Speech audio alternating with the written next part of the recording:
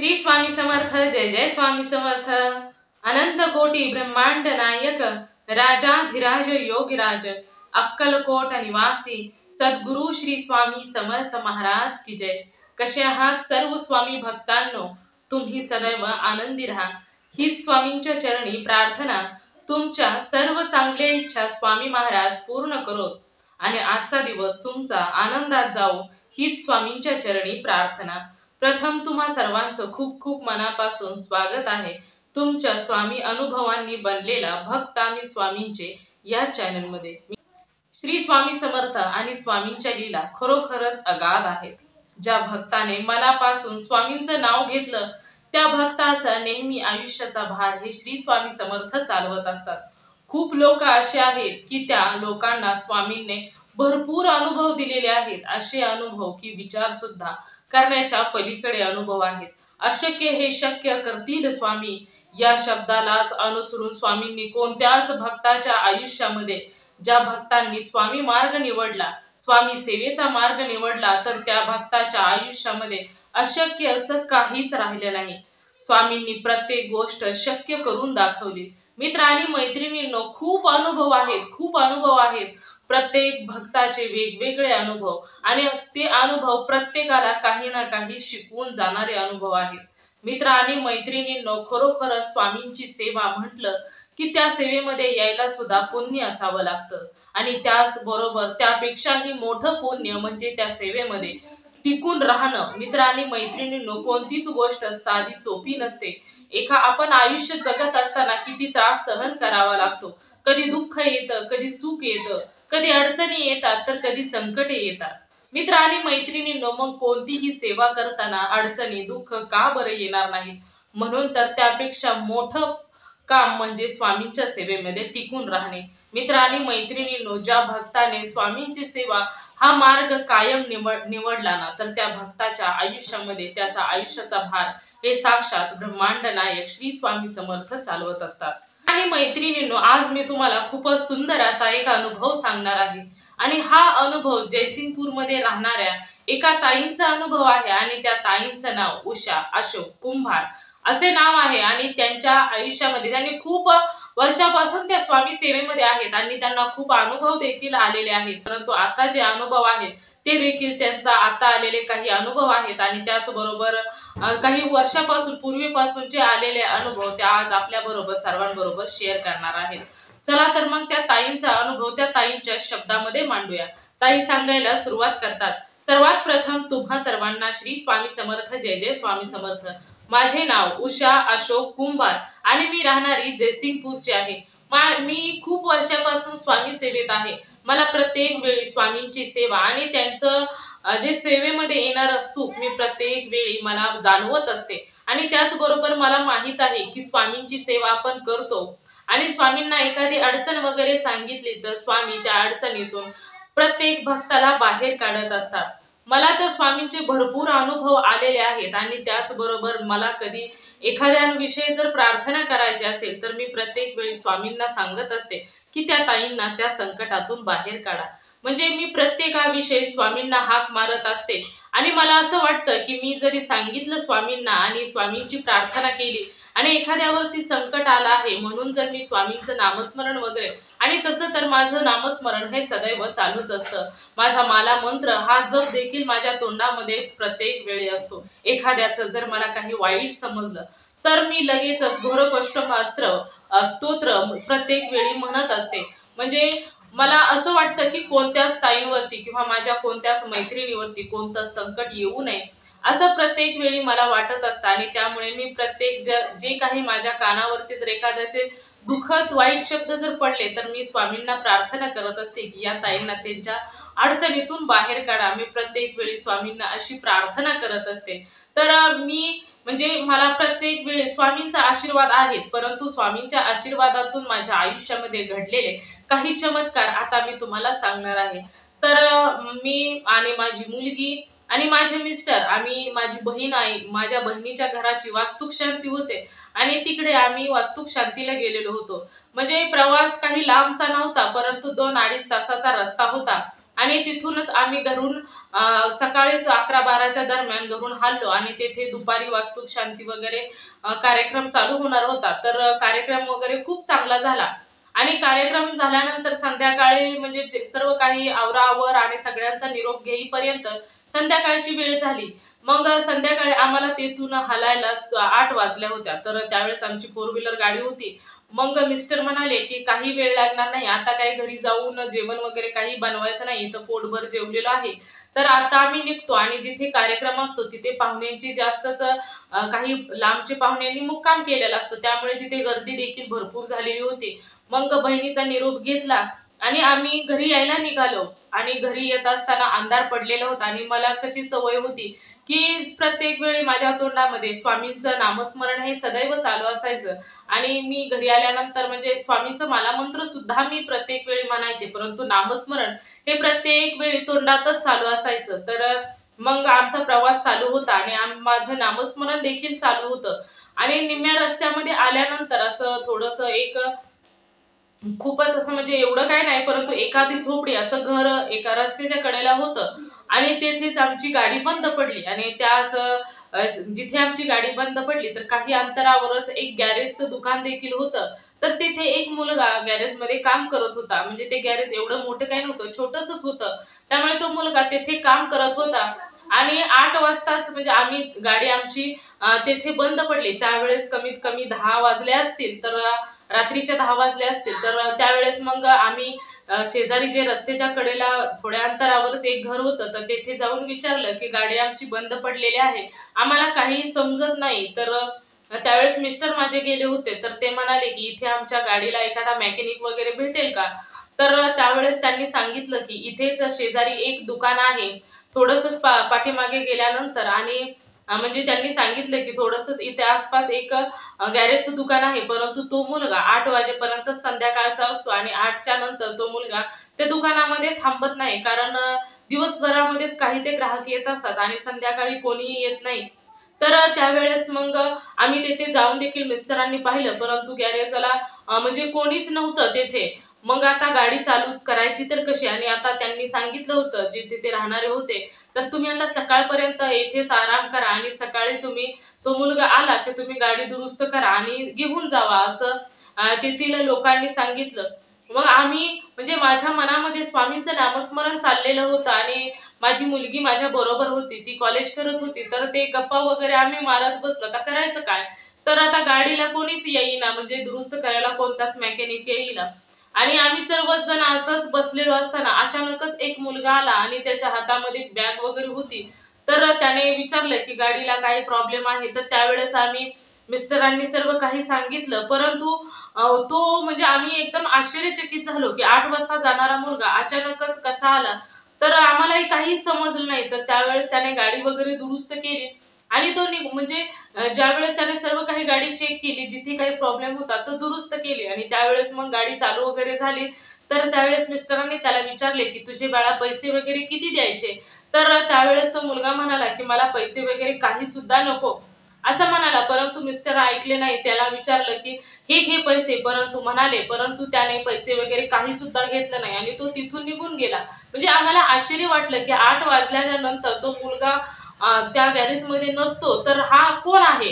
आणि त्याचबरोबर तो मुलगा म्हणजे कोणीही असलं तरी पैशासाठीच काम करत असतात, तर त्या मुलाने 1 रुपया सुद्धा घेतला नाही। मग हे आम्ही सर्व काही स्वामींचा चमत्कारच मानला, कारण 8च्या नंतर नसलेल्या गॅरेजमधून जर एक मुलगा येत असेल तर खरोखरच तिथे स्वामींचा चमत्कारच म्हणावं लागेल। स्वामी स्वतः आमच्या अडचणीला धावून आले, हा आमचा म्हणजे आमच्या आयुष्यामध्ये घडलेला स्वामींनी केलेला चमत्कार। तर याला जवळजवळ 15-16 वर्ष झालेली आहेत। आता त्यानंतर माझी मुलगी जी काही शिकलेली होती म्हणजे आणि मला एकुलती एकच मुलगी, त्यामुळे आमची मुलीचं जे काही स्वप्न होतं ते आमचं स्वप्न होतं। तर तिनं कॉलेज वगैरे झालेलं होतं, तर त्यावेळेस तिने ड्रेस डिझायनिंग मध्ये देखील कोर्स करायचा म्हटलं, तर तो कोर्स देखील आम्ही तिला कशालाच नकार दिला नाही। तर त्यावेळेस तिचं तो कोर्स देखील करून झाला आणि आमची एकुलती एक मुलगी असल्यामुळे आम्ही तिच्या लग्नाचा वगैरे काहीच विचार केला नव्हता की आम्हाला तिचं लग्न करायचंय की काय, असं काहीच नव्हतं। मग तिचं शिक्षण वगैरे पूर्ण झालं आणि अचानकच आम्ही कोणत्याही प्रकारचा विचार नव्हता तरी सुद्धा आणि त्यांच्या वडिलांनी आमच्या घरी डायरेक्ट चहा प्यायलाच आले. घरी आल्यानंतर म्हणजे आम्ही घरामध्ये आम्हाला काही माहीत नव्हतं. तर त्यावेळेस ना घरी आल्यानंतर त्यांनी म्हणजे आम्ही आता रिलॅक्स होतो. आम्हाला असं काही माहीत नव्हतं की ते आमच्या घरी कशाला आले.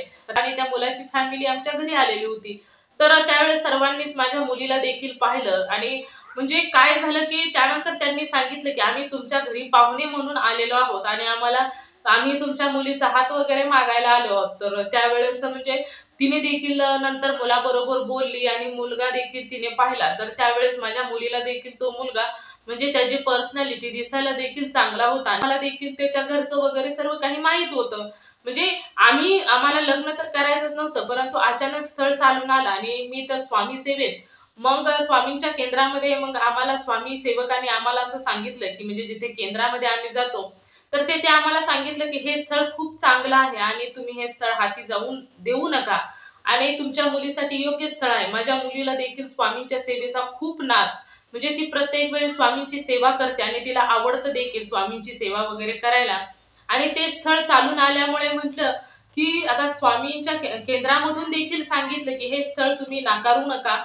ते काही तुमच्या म्हणजे भल्याचंच आहे आणि चांगलं स्थळ आहे. त्यांनी सांगितल्यामुळे आम्ही काहीच बोलू शकलो नाही. तर त्यांनी जातानाच आम्हाला म्हणजे तिथून घरी गेल्यानंतरच आम्हाला त्यांनी लगेचच फोन केला, की आम्हाला तुमची मुलगी पसंत वगैरे आहे. तर तुमचं काय मत आहे? तर अगदी 15 ते 20 मिनिटामध्ये माझ्या मुलीचं लग्न जमलं. म्हणजे एवढं एवढं सगळं काही आमच्या मनात सुद्धा नव्हतं, परंतु स्वामींनी अगोदरच ते ठरवलेलं होतं. मग प्रत्येक वेळी असं व्हायचं, की जे काही तिच्या मनासारखं होतं, तर ते तसंच प्रत्येक वेळी मुलीच्याच मनासारखं व्हायला सुरुवात झाली. आणि जे लग्न जमलेलं होतं, तर त्यांनी लगेचच आम्हाला सांगितलं, की तुम्ही देखील या आमच्या घरी वगैरे बघायला. तर त्यावेळेस मग त्यांनी सांगितलं, की मुलीला देखील घरी घेऊन या.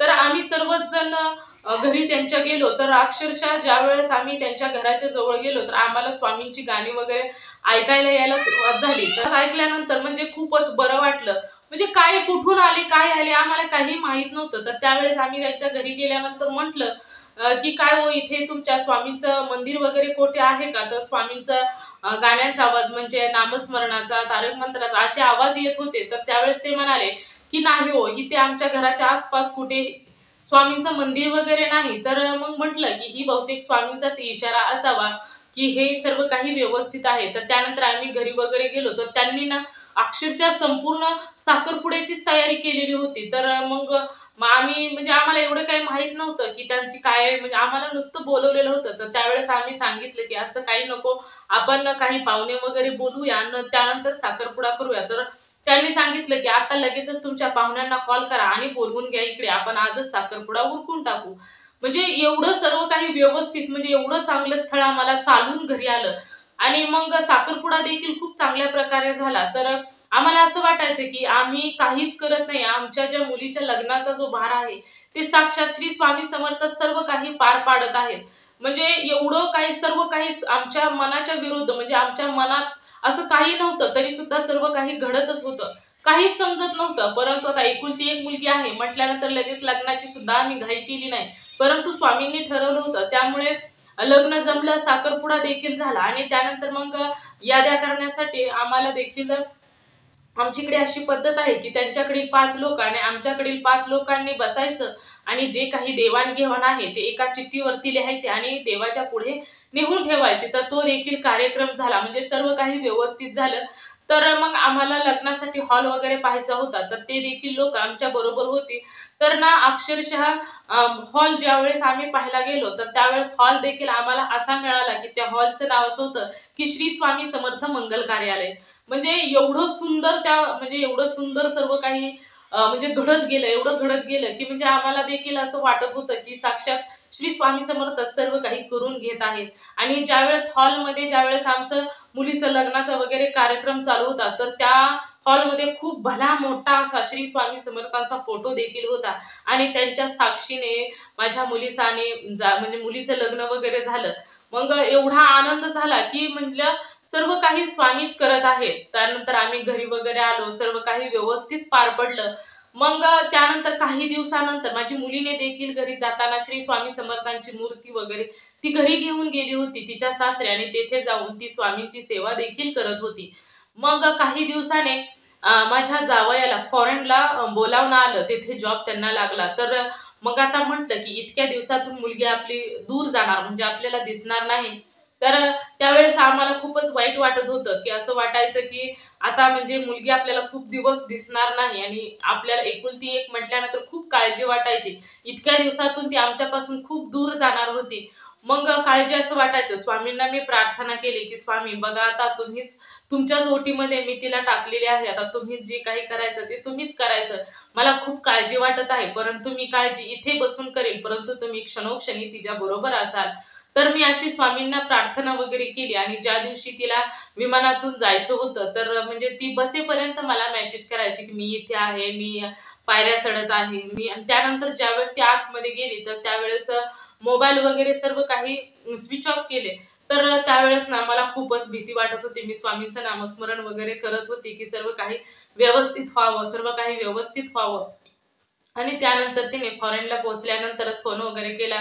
तिने सांगितलं, की प्रवास खूप चांगला झाला आणि सुखरूप झाला सर्व काही. मग आमचं बोलणं वगैरे चालू झालं. ती खरोखरच खूप भाग्यवान म्हणावी लागेल, की स्वामींच्या कृपेने तिचं सर्व काही व्यवस्थित झालं आणि त्यानंतर तिला प्रेग्नन्सी देखील राहिली. तर तिला एक मुलगी सुंदर मुलीला तिने जन्म दिला. ती देखील सर्व काही त्यावेळेस ना ती म्हणजे स्वामींची सेवाच करत होती. त्यामुळे तिचं सर्व काही व्यवस्थित झालं होतं. मुलगी देखील मग आता तिच्या लग्नाला 6 वर्ष झालेली होती. मुलगी देखील 4-5 वर्षाची झालेली होती. तर तिचं असं मत होतं, की म्हणजे ती फॉरेनलाच राहते. तर म्हणजे मला नातीला माझ्या जास्त दिवस पाहता येत नाही. तर त्यावेळेस माझ्या मुलीनं सांगितलं, की "आई तुझ्याजवळ काही दिवस तिला ठेव." मग म्हणजे तिनं मग सांगितलं आणि मुलगी देखील नात माझी राहायला देखील तयार झाली. तर ती माझ्याजवळ जशी होती ना, तर मला खूप बोलायची, खूप बोलायची. ज्यावेळेस मी स्वामींची सेवा वगैरे करायची, तर ते बाबा कोण आहेत? तू काय नाव घेत आहे? अशी मला प्रत्येक वेळी म्हणायची आणि मी जशी म्हणेन तशी ती म्हणायची. मी श्री स्वामी समर्थ म्हटलं, की ती देखील स्वामींचं नामस्मरण करायचे. ज्यावेळेस मी स्वामींचं तारक मंत्र म्हणायचे आणि पाणी बनवायचे, तर ती देखील एका छोट्याशा गडूमध्ये पाणी घ्यायची आणि असं हातावरती हात ठेवून मोडका-तोडका का होईना, परंतु स्वामींचा तारक मंत्र म्हणायचे माझ्या पाठीमागे. जसं मी करते तसं ती करायचे प्रत्येक वेळी आणि ती देखील म्हणायचे, "आपण स्वामींकडे जायचं का?" ज्यावेळेस मी केंद्रामध्ये जायचे, तर तिला देखील स्वामींचा एवढा नाद लागला होता, की सर्व काही म्हणजे ती देखील स्वामींच्या सेवेतच आली. म्हणजे एवढीशी छोटीशी मुलगी देखील स्वामींच्या सेवेमध्ये आली. परंतु आपल्या इकडे म्हणजे त्या आई-वडिलांना देखील एकटं-एकटं वाटू लागलं. त्यानंतर माझ्याकडे 6-7 महिने होते.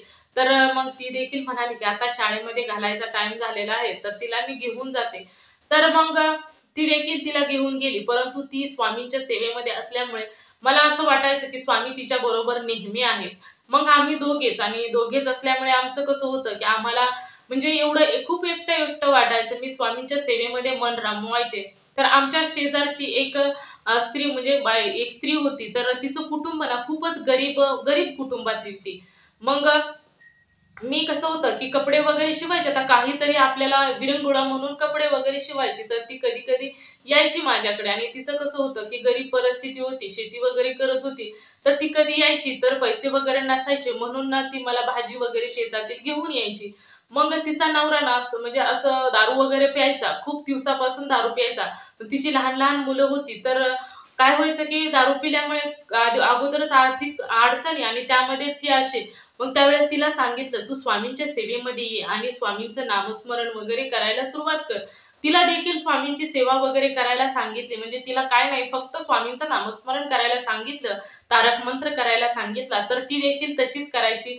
आणि मी प्रत्येक वेळी स्वामींना प्रार्थना करायची, की ती ना एवढी सुंदर होती ना दिसायला, अगदी लक्ष्मीसारखी दिसायची. गरीब जरी असली ना, तर खूप सुंदर होती ती दिसायला. परिस्थिती गरीब होती, परंतु तिला ना दिसायला अगदी लक्ष्मीसारखी दिसायची. मग मला ती खूप म्हणजे असं वाटायचं, की तिच्यासाठी देखील आपण प्रार्थना करावी. तर ना मी प्रत्येक वेळी स्वामींना प्रार्थना करायची, की तिचा संसार सुद्धा देखील सुखाचा होऊ द्या आणि तिच्या मिस्टरांची दारू सुटू द्या. तर मग मी खूप दिवस स्वामींना अशीच प्रार्थना करायची आणि घोरकष्ट स्तोत्र देखील म्हणायची आणि त्यावेळेस ना काही दिवसानंतर ती घरी आली आणि तिने सांगितलं, की "ताई माझ्या मिस्टरांची दारू वगैरे सुटली." मग असं म्हणजे तिला देखील पुन्हा स्वामींची प्रचिती यायला सुरुवात झाली. ती देखील स्वामींच्या सेवेमध्ये आली. हळू-हळू असं झालं, की म्हणजे एवढी स्वामींच्या सेवेमध्ये ती देखील रममाण झाली. पुढे काही दिवसानंतर ना तिला ब्लड कॅन्सर झाला होता. मग त्या म्हणजे तिला ना छातीचा कॅन्सर झाला होता. तर त्यामध्ये देखील ना ती एवढी अडचणीत होती की तिला त्या अडचणीतून देखील स्वामींनीच बाहेर काढलं. अगदी थोडक्या दवाखान्यामध्येच तिला स्वामींनी तेथून बाहेर काढलं. आणि त्यानंतर तिचं मुलं आणि ते मिस्टरांचं काम वगैरे करायला लागले. सर्व काही व्यवस्थित झालं होतं.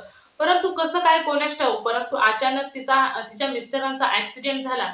म्हणजे तिला आता ती स्वामींची सेवेमध्ये लागलेली होती आणि स्वामींच्या सेवेमध्ये असल्यामुळे त्यानंतर ना म्हणजे आता एवढी सेवा आपण करतो आणि असं होणं म्हणजे खूपच वाईट. आणि तिचं देखील मन डगमगायला लागलं की आपण स्वामींच्या सेवेमध्ये आहे आणि असं सर्व काही वाईटच घडत आहे. परंतु तिच्या मनामध्ये पुन्हा एकदा आलं की आपल्या कर्माचे भोग आहेत, परंतु स्वामींनी आपल्याला प्रत्येक संकटातून तारलेलं आहे. जसं काय म्हणजे त्यांना आता ताई म्हणाल्या की जसं काही तिच्या मिस्टरांची दारू देखील सुटली आणि म्हणजे तिचा देखील छातीचा जो कॅन्सर होता तो देखील कव्हर झाला. आणि मग त्यानंतर ना तिच्या मिस्टरांचा एकदा ॲक्सिडेंट झाल्यानंतर एवढी वाईट वेळ की तिच्याकडे पैसेच नव्हते दवाखान्यात जायला. म्हणजे त्यावेळेस ना मग तिने फोन केला तर म्हणाली, ताई अहो काय करावं मला काही सुद्धा समजत नाही. तर त्यावेळेस मी तिच्या काही पैसे वगैरे तिला दिले आणि स्वामींना प्रार्थना केली की तिचे जे मिस्टर आहेत ते त्यातून बाहेर निघावेत. तर त्यावेळेस ना तिला पैशाची खूपच गरज होती. म्हणजे माझ्या एवढ्या पैशाने तिला काही एवढं भागलं नाही. तर त्यावेळेस ना की तिनं तिच्या भावाला वगैरे फोन केला आणि म्हणाली की तुझ्या दाजींचा ॲक्सिडेंट वगैरे झालेला आहे तर तू काहीतरी मदत करायला ये. तर त्यावेळेस ना तो दवाखान्यामध्ये आला. दवाखान्यामध्ये आल्यानंतर त्याने सर्व काही परिस्थिती पाहिली आणि तो ना काही मदत करण्याऐवजी मलाच ओरडायला लागला की तू नुसती देवदेव करत असते आणि आता बस तशीच, मी काय तुला मदत वगैरे करणार नाही. तर तुझे देवच आहे तर ते तुला बघून घेतील. आणि असा खूप रागाने म्हणाला आणि तिथून निघून गेला. त्याने काही सुद्धा मला मदत वगैरे काही सुद्धा केली नाही, अशा त्या ताई सांगत होत्या. म्हणजे त्यांना खूपच वाईट वाटलं. तर त्यांनी पुन्हा त्या ताईंना फोन केला आणि म्हणाल्या, बघा की ताई माझा भाऊ आला आणि भाऊ मला असा म्हणून गेला. तर त्यावेळेस ना म्हणजे मी स्वामींना म्हणाले की स्वामी काहीही झालं ना तरी त्या ताईंचा जे मिस्टर आहेत ते व्यवस्थित करा. कारण ज्यावेळेस सर्व काही व्यवस्थित असतं ना घरामध्ये तर त्यावेळेस एवढ्या दुःख वाटत नाही. आणि त्यांच्याच भावाने जर त्यांना असं बोललं असेल तर त्या खूपच खचून गेले असते.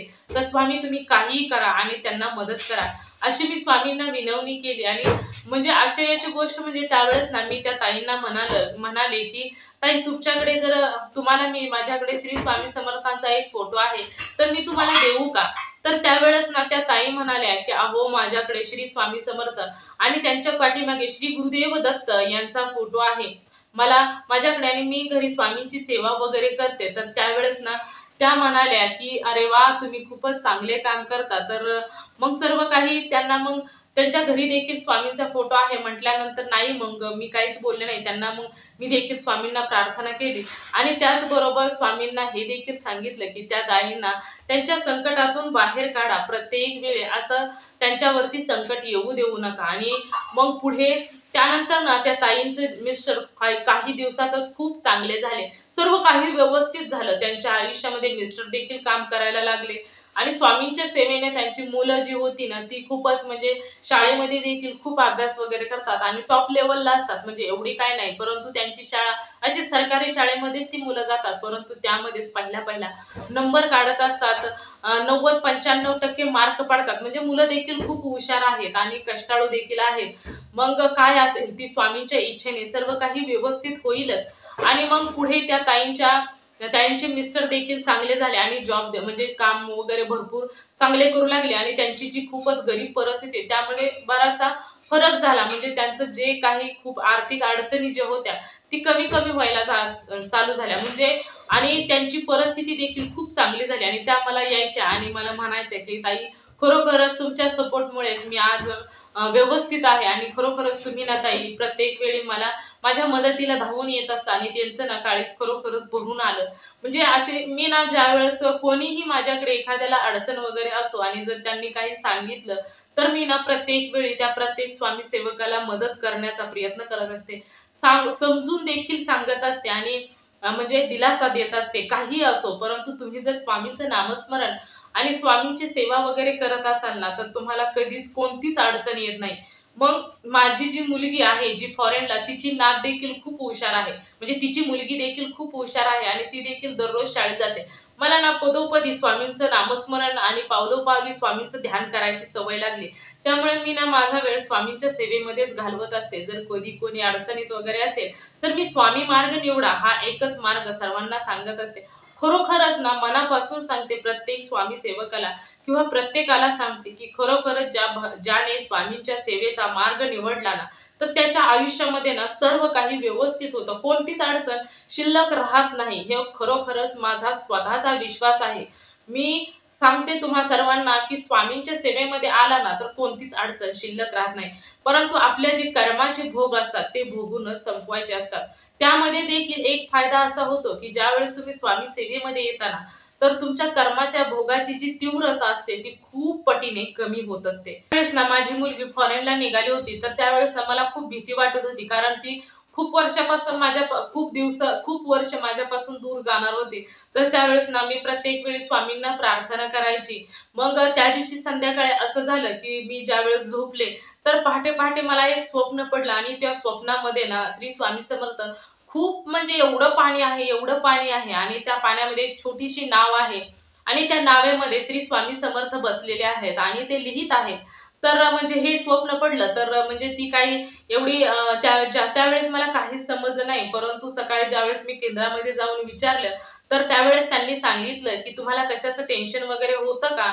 तर मी सांगितलं, की "माझी मुलगी फॉरेनला गेली आणि म्हणजे मला खूपच त्याचीच काळजी वाटत होती. याच्या व्यतिरिक्त मला कशाचंच टेन्शन नव्हतं."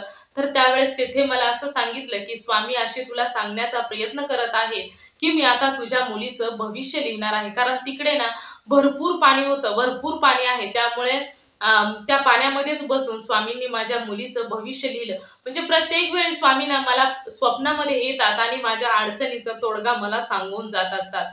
एक वेळेस तर म्हणजे मला एवढं काही बसणं वगैरे होत नाही, म्हणजे माझे शरीर एवढं साथ देत नाही. तर म्हणजे स्वामींचा प्रकट दिन होता. तर त्याच्या अगोदरच मला देखील असं वाटायचं, की आपण देखील स्वामींची सेवा वगैरे करावी. परंतु म्हटलं, की आपण जेवढं करतो आहे तेवढंच ठीक आहे. आपल्याला याच्या व्यतिरिक्त कोणती सुद्धा सेवा वगैरे होणार नाही. तर त्यावेळेस ना स्वामी म्हणजे स्वामींच्या प्रकट दिनाच्या अगोदरच काही दिवस माझ्या स्वप्नामध्ये आले आणि मला म्हणाले, की "तुला ना त्या गुरुलीला अमृत हे प्रकट दिनापर्यंत काहीही करून पूर्ण करायचं आहे." तर त्यावेळेस ना मला असं वाटलं, की मला म्हणजे त्यांनी सांगितलं, परंतु मला होणं अशक्य मला वाटत होतं. परंतु त्यांनी मला सांगितलं, की "तुला काहीही करून ते पूर्ण करायचंच आहे." तर मग मी अध्यायाला सुरुवात केली आणि सुरुवात केल्यानंतर ते अध्याय देखील खूप मोठे-मोठे आहेत. तर दुसऱ्या दिवशी प्रकट दिन होता तर स्वामींचा. तर आदल्या दिवशीच मी सकाळी बसले, म्हणजे अगोदर थोडे-थोडे अध्याय वाचलेले होते. मग म्हटलं, की आपल्याला एवढं काही पूर्ण वगैरे होणार नाही. परंतु त्यांनी प्रकट दिनाच्या आदल्या दिवशी देखील येऊन मला स्वप्नात सांगितले, "काहीही कर, पण तुला आजच्या म्हणजे प्रकट दिनाच्या दिवशीपर्यंत तुला गुरुलीला अमृत हे पूर्ण करायचंच आहे." तर त्यावेळेस ना मी सकाळी काही अध्याय वाचले आणि त्यानंतर संध्याकाळी काही अध्याय वाचले आणि गुरुलीला अमृत हे पूर्णच केलं. खरोखर म्हणजे मला असं वाटतं, की एखादी एखादी काहीही गोष्ट असो, परंतु स्वामी ना माझ्या स्वप्नामध्ये येतात आणि म्हणजे मला काही ना काही प्रचितीही देऊन जातात. तर ज्यावेळेस प्रकट दिन होता, तर म्हणजे स्वामींनी माझ्याकडून गुरुलीला अमृत देखील करून घेतलं. म्हणजे असं होतं, की प्रत्येक वेळी स्वामी ना जरी मला असं जरी सांगायचं काही असेल, तर स्वप्नामध्ये येतात आणि काही ना काही सांगून जात असतात. म्हणजे मला स्वामींचे अनुभव असे येतात, की असं वाटतं, की स्वामी ना प्रत्येक वेळी माझ्या बरोबरच असतात. तर खरोखर माझ्या अनुभव जर म्हटलं, तर मला स्वामींविषयी एवढा विश्वास आहे, की माझ्या आयुष्यामध्ये प्रत्येक वेळी स्वामी ना काहीही असो, परंतु ते अगोदरच माझ्याविषयी निर्णय घेत असतात आणि त्यानंतर ना मला एवढा स्वामींवर विश्वास आहे, की सर्व काही स्वामी माझ्या आयुष्यामध्ये व्यवस्थितच करणार आणि जेव्हापासून मी स्वामींच्या सेवेमध्ये आले, तर तेव्हापासून माझ्या माझ्या आयुष्यामध्ये कोणतीच गोष्ट अशक्य राहिली नाही. स्वामींनी सर्व काही शक्यच करून टाकलेलं आहे. तर मित्र आणि मैत्रिणींनो, हा माझा अनुभव होता. तर हा माझा अनुभव ना खरोखरच ह्या स्वामींच्या सेवेमध्ये ज्यावेळेस मी आले ना, तर त्यावेळेस ना मला कोणतीच चिंता राहिली नाही, मला कोणतंही टेन्शन नाही, काही सुद्धा नाही. मी सर्व काही स्वामींवरच सोपवून देते आणि स्वामींना म्हणते, की तुम्ही जे काही कराल ते सर्व काही म्हणजे व्यवस्थितच कराल, असे मी प्रत्येक वेळी स्वामींना प्रार्थना करत असते. तर हाच माझा अनुभव होता. सर्वांना श्री स्वामी समर्थ. जय जय स्वामी समर्थ. तर मित्र आणि मैत्रिणींनो, या ताईंचा उषा अशोक कुंभार या जयसिंगपूरमध्ये राहणाऱ्या या ताईंचा अनुभव खूपच सुंदर होता.